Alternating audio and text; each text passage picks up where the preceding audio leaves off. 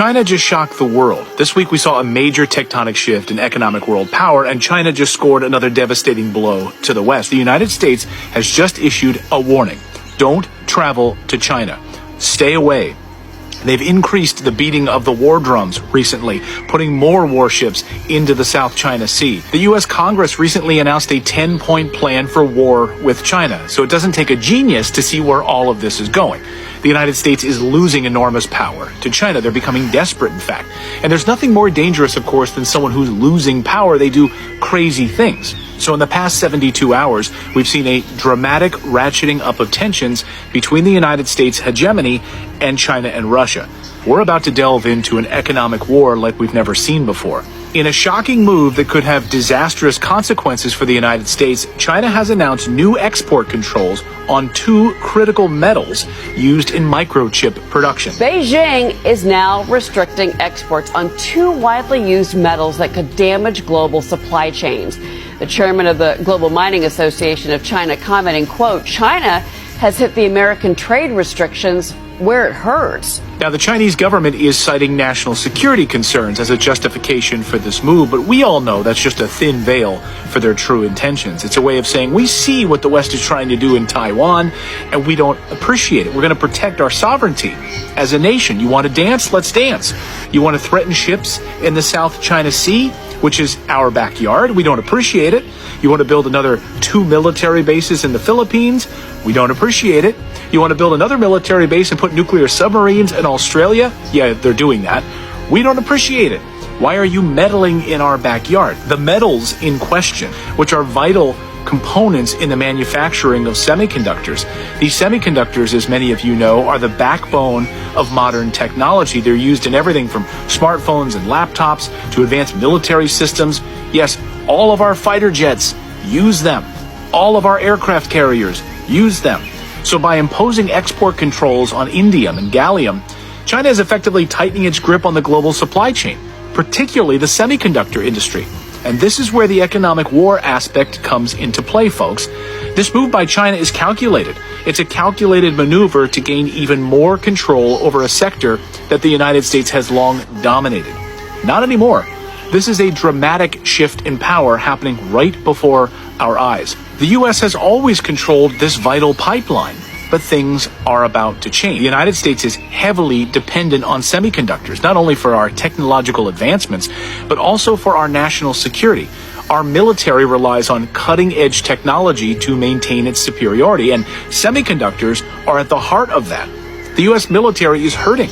Recruiting numbers are in the toilet. And now the technological backbone of the U.S. military is also at risk. So by controlling the supply of these critical metals, China can effectively cripple the American tech giants and hamper our ability to produce advanced electronics. It's a classic case of economic warfare, and make no mistake, China is playing for keeps this time. But why now? You might be asking. Why has China chosen this particular moment to strike?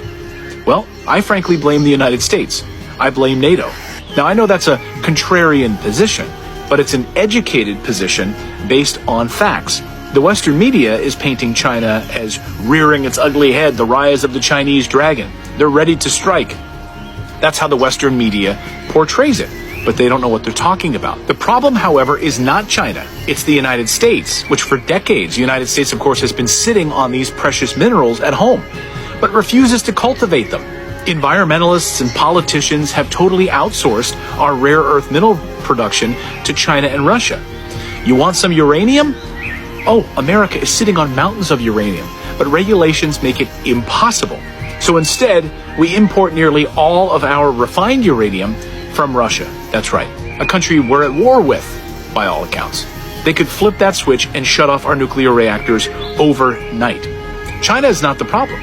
China is playing the game, and they are winning. They know that America is ratcheting up its war rhetoric against them, threatening to bomb Taiwan's largest chip manufacturer, Taiwan Semiconductor. Yes, a member of Congress admitted their plan. Just making it very clear to the Chinese that if you invade Taiwan, we're going to blow up TSMC.